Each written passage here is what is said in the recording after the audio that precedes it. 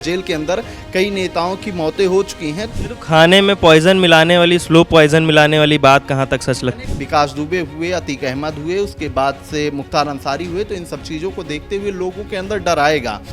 भय देखिए सबको लगता है, चाहे कोई कितना भी बड़ा इंसान क्यों ना हो। समाजवादी पार्टी के संस्थापक सदस्यों में से एक, रामपुर जिले से कई बार चुनाव जीता, 10 बार के विधायक रहे और अपने बयानों को लेकर ज़्यादातर चर्चाओं में बने रहने वाले आजम खान, उनका जेल से छूटने के बाद एक और नया बयान सामने आया है। कपिल सिब्बल जी के साथ इंटरव्यू में उन्होंने बोला है कि जब उनको और उनके बेटे को एक साथ दूसरे जेल में शिफ्ट किया जा रहा था तो उन्होंने पुलिस से पूछा कि भाई ऐसा क्यों हो रहा है, तो पुलिस वाले ने बोला कि ये तो आपको जेल पहुंच के ही पता चलेगा कि आपको कौन सी जेल में और कहां और क्यों शिफ्ट किया जा रहा है। तो उन्होंने कपिल सिब्बल जी के इंटरव्यू में बोला कि मैंने गले मिलते हुए अपने बेटे से बोला कि अगर जिंदा रहेंगे तो एक बार दोबारा मिलेंगे। तो इन्हीं सब मुद्दों पर हम चर्चा करेंगे हमारे न्यूज़ रूम में साथियों से, जानेंगे कि उनकी क्या राय है कि आजम खान जी की राजनीति में दोबारा से एंट्री जेल से छूटने के बाद समाजवादी पार्टी ने जिस तरीके से उनका सहयोग किया, भाजपा में जाने की जैसे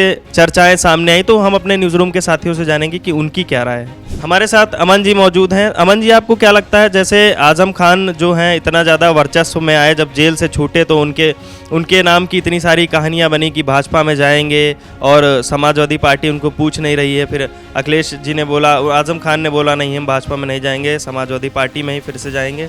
और उसके बाद इनका जो भी नया बयान आया है कि कपिल सिब्बल के इंटरव्यू में जो इन्होंने बोला है कि जब हमको जेल में शिफ्ट किया गया दूसरी जेल में तो हमें लगा कि हम अब नहीं बचेंगे। तो आपको क्या लगता है कि उनके अंदर एक डर बिठाया जा रहा था जेल के अंदर, या जेल के अंदर रहते हुए उनको पहले से ही जेल की व्यवस्थाएं या वहाँ के आसपास के लोगों से उनको पता चला था कि अगर आपको शिफ्ट किया गया, बाहर ले जाया गया तो इसका मतलब सिर्फ एक है, एनकाउंटर? आपका क्या कहना है?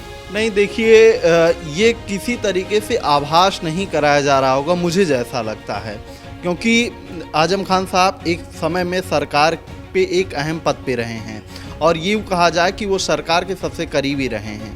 तो कोई भी हो, सरकार इस तरीके से नहीं चाहेगी, क्योंकि उससे पूर्व में ऐसी कई घटनाएं हो चुकी हैं, जेल के अंदर कई नेताओं की मौतें हो चुकी हैं। तो सरकार इस तरीके से नहीं चाहेगी कि एक विपक्ष का मजबूत नेता और उसकी जेल में इस तरीके से मौत हो जाए और सरकार पे एक सवाल खड़ा हो।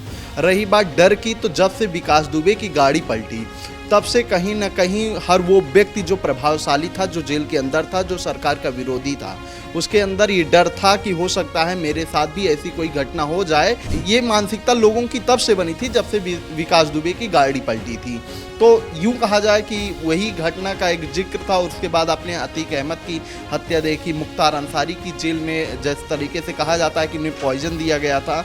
तो इन सब चीज़ों को लेकर जिस तरीके से माहौल बना, मुझे लगता है कि आजम खान साहब के अंदर कहीं ना कहीं से यही डर था और उन्हें आशंका थी कि अगर जेल से मेरे बेटे का ट्रांसफ़र किया जा रहा है, वो भी रात में, तो हो सकता है कोई घटना हो जाए। रही आपने जेल से बाहर आने के बाद भाजपा में जा रही अटकलों का, तो उन्होंने खुद अटकलों पर विराम लगाया।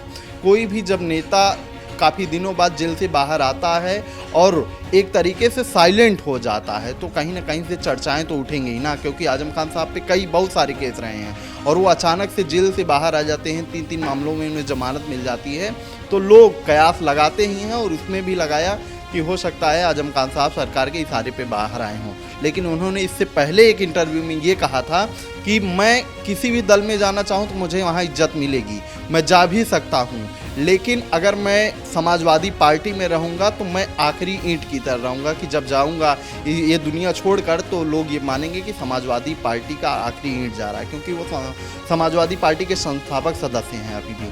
तो इस वजह से उन्होंने कहा कि मैं कभी भी अपने जीवन में इस तरीके से कार्य नहीं करूँगा और हमेशा समाजवादी पार्टी के नाम से जाना गया हूँ, जाना जाऊँगा। जेल में जो है, उन्होंने जेल से छूटने के बाद एक और इंटरव्यू में बोला था कि उनको जो है अपना खाना खुद बना के खाना पड़ रहा था, कि उनको आभास हुआ था कि उनको स्लो पॉइजन दिया जा रहा है, जेल के खाने में जहर मिलाया जा रहा है, तो अपना खाना खुद बना के खा रहे थे। आपको क्या लगता है इस बात में कितनी सच्चाई?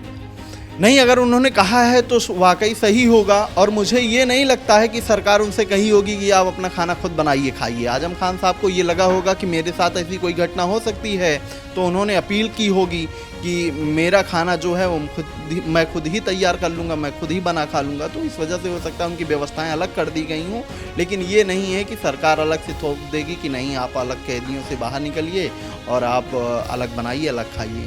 तो खाने में पॉइजन मिलाने वाली, स्लो पॉइजन मिलाने वाली बात कहाँ तक सच लगती है? हाँ ना, कि वो मानसिकता डेवलप हुई जब से जेल में पुलिस कस्टडी में लोगों की मौतें हुई और प्रभावशाली लोगों की मौतें हुई, तब से ये मानसिकता बनी लोगों के अंदर कि अपराधी जो हैं या जो लोग हैं वो पुलिस की हिरासत में भी सुरक्षित नहीं है, जेल में भी सुरक्षित नहीं है। मानसिकता तब से डेवलप हुई।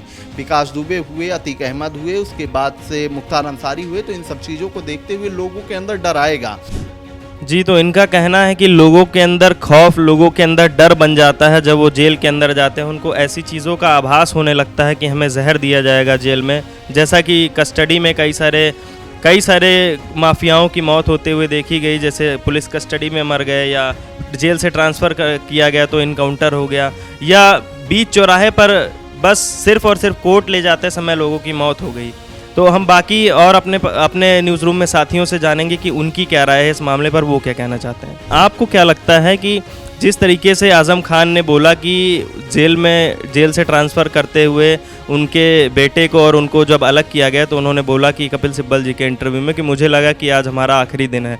और एक पहले भी उन्होंने इंटरव्यू में बोला था कि जब खाना खिलाने की बात आई थी तो उन्होंने बोला कि मैं अपना खाना जो है स्वयं बनाता हूँ और खुद खाता हूँ, क्योंकि मुझे आभास है कि इसमें स्लो पॉइजन मिलाया जा रहा है। तो आपको क्या लगता है कि सरकार और जेल प्रशासन लोगों के अंदर ऐसा डर फैलाता है, ऐसा कोई दबाव है, या लोगों की मानसिकता ही ऐसी हो जाती जेल में जाने के बाद?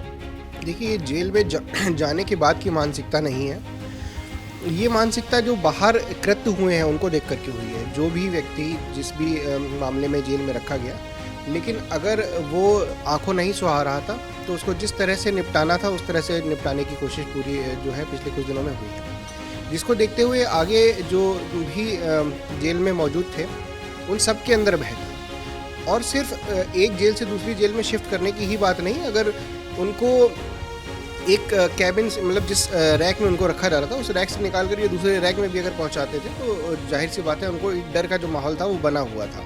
अभी थोड़े समय पहले ही अपने ही इंटरव्यू में जब इरफान सोलंकी जी ने बात बताई थी तो वो जेल का माहौल उन्होंने बताया भी था कि क्या पूरा माहौल रहा था। भय देखिए सबको लगता है, चाहे कोई कितना भी बड़ा इंसान क्यों ना हो, कि जब उनको ले जाया गया, अलग किया गया, तो उन्होंने ये बात बोली अपने बेटे से कि गले मिल करके बोले कि अब मिल लो, क्या पता शायद देखने को ना मिले। हालांकि ऐसा नहीं हुआ, ये बहुत बेहतर है, लेकिन अगर ऐसा कुछ हो जाता तो जो उनकी बात कही हुई बात थी शायद वो सच हो जाती। तो वो डर सब हर समय लगभग उनके मन में रहा होगा, और ऐसे डर जाहिर सी बात है चाहे कोई भी व्यक्ति हो, जब वो जाता है तो उसको डर जरूर लगता है। अच्छा, बात करें अगर राजनीति की, तो आज़म खान जी का राजनीतिक जीवन तो आप जानते हैं कितना बड़ा रहा है। समाजवादी पार्टी के संस्थापक सदस्य रहे हैं, 10 बार से विधायक रह चुके हैं और अपने बयानों को लेकर हमेशा चर्चाओं में बने रहते हैं। तो आपको क्या लगता है, जैसे भी उड़ती हुई खबरें आ रही थी कि भाजपा में शामिल हो जाएंगे या समाजवादी पार्टी उनको भाव नहीं दे रही है, उसके बाद उन्होंने एक बयान दिया था, तो उन्होंने बोला था कि सारी पार्टी जो है अगर मैं किसी में भी जाऊंगा तो मुझे जाहिर सी बात है इज्जत मिलेगी। और हमारे न्यूज़ रूम में साथी ने भी जैसे कि कहा कि वो समाजवादी पार्टी की एक आखिरी ईंट की तरह है। तो आपको क्या लगता है, अगर किसी पार्टी से उनको ऑफर आएगा तो वो सोचेंगे एक बार छोड़ने के लिए? नहीं, मुझे नहीं लगता, क्योंकि जब वो निकल करके सामने आए थे तो उन्होंने साफ तौर पर इस बात को क्लियर कर दिया था कि नहीं, ऐसा कुछ भी नहीं है। और जहाँ तक एक मत उनका नज़र आता है वो साफ सीधे समाजवादी पार्टी की ओर ही नज़र आता है, चाहे फिर वो बसपा को लेकर के बीच में अटकले आना हो, चाहे वो भाजपा को लेकर के आना हो, लेकिन जो उनका मत था वो सीधा सीधा सपा के साथ था, सपा के साथ खड़े रहने का था, और वही उन्होंने किया भी।